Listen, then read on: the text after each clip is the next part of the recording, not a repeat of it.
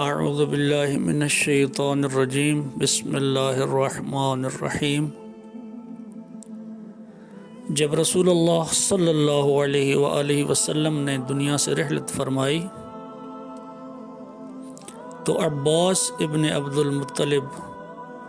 اور ابو سفیان ابن حرب نے آپ سے عرض کیا کہ ہم آپ علیہ السلام کی بیعت کرنا چاہتے ہیں۔ اس پر حضرت علی علیہ السلام نے فرمایا، اے لوگو، فتنہ و فساد کی موجوں کو نجات کی کشتیوں سے چیر کر اپنے آپ کو نکال لے جاؤ، تفرق و انتشار کی راہوں سے اپنا رخ موڑ لو، فقر و مباحات کے تاج اتار ڈالو، صحیح طریقہ عمل اختیار کرنے میں کامیاب وہ ہے جو اٹھے تو پر و بال کے ساتھ اٹھے اور نہیں تو اقتدار کی کرسی دوسروں کے لیے چھوڑ بیٹھے، اور اس طرح خلق خدا کو بد امنی سے راحت میں رکھے۔ یہ یعنی اس وقت طلب خلافت کے لیے قیام کرنا، یہ ایسا گدلا پانی ہے اور ایسا لقمہ ہے جو کھانے والے کے گلوگیر ہو کر رہے گا۔ پھلوں کو ان کے پکنے سے پہلے چننے والا ایسا ہے جیسے دوسروں کی زمین میں کاشت کرنے والا۔ اگر بولتا ہوں تو لوگ کہتے ہیں کہ دنیاوی سلطنت پر مٹے ہوئے ہیں، اور اگر چپ رہتا ہوں تو کہتے ہیں کہ موت سے ڈر گئے۔ افسوس، اب یہ بات جب کہ میں ہر طرح کے نشیب و فراز دیکھے بیٹھا ہوں، خدا کی قسم ابو طالب کا بیٹا موت سے اتنا مانوس ہے کہ بچہ اپنی ماں کی چھاتی سے اتنا مانوس نہیں ہوتا۔ البتہ ایک پوشیدہ علم میرے سینے کی تہوں میں لپٹا ہوا ہے کہ اسے ظاہر کر دوں تو تم اسی طرح پیچ و تاب کھانے لگو جس طرح گہرے کنووں میں رسیاں لرزتی اور تھر تھراتی ہیں۔ وَمَا عَلَيْنَا إِلَّا الْبَلَاغُ الْمُبِينُ فَسَيَعْلَمُ الَّذِينَ ظَلَمُوا أَيَّ مُنْقَلِبٍ يَنْقَلِبُونَ۔ دوستو، اب اس خطبے کی تشریح کی طرف چلتے ہیں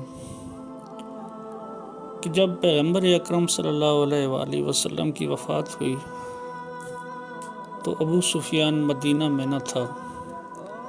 واپس آ رہا تھا کہ اس المناک حادثے کی اطلاع ملی۔ فوراً پوچھنے لگا کہ مسلمانوں کی امارت و قیادت کس کو ملی ہے۔ اسے بتایا گیا کہ لوگوں نے ابو بکر کے ہاتھ پر بیعت کر لی ہے۔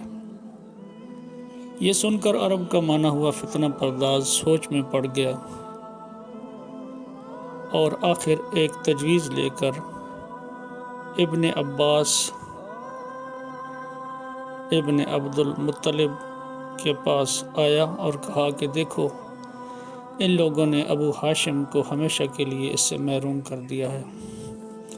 چلو علی ابن ابی طالب کے پاس، ان سے جا کر کہیں کہ گھر کا گوشہ چھوڑیں اور اپنا حق لینے کے لیے میدان میں اتر آئیں۔ چنانچہ وہ ابن عباس کو ہمراہ لے کر حضرت علی علیہ السلام کے پاس آیا اور کہا کہ آپ ہاتھ بڑھائیں،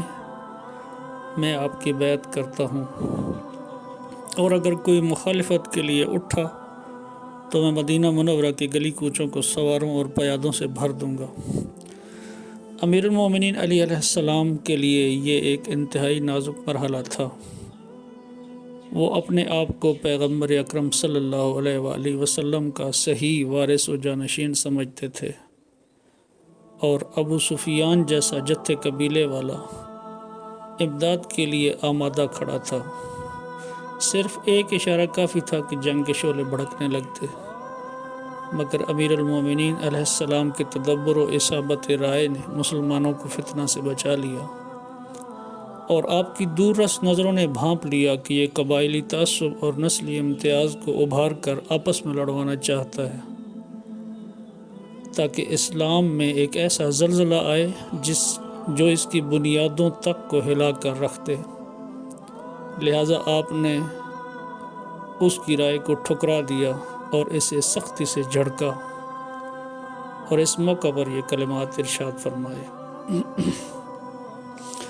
دوستو، اسی لیے امیر المؤمنین علیہ السلام نے دکھ سہے، کڑیاں جھیلی، مگر ہاتھوں کو جنبش نہیں دی، ہر طرح کی تکلیفیں اور زحمتیں برداشت کی، مگر صبر و استقلال کو چھوڑ کر الجھنے کے لیے تیار نہ ہوئے، چونکہ وہ جانتے تھے کہ اگر اس وقت جنگ چھڑ گئی تو اسلام کے پھلنے پھولنے کی راہیں مسدود ہو جائیں گی۔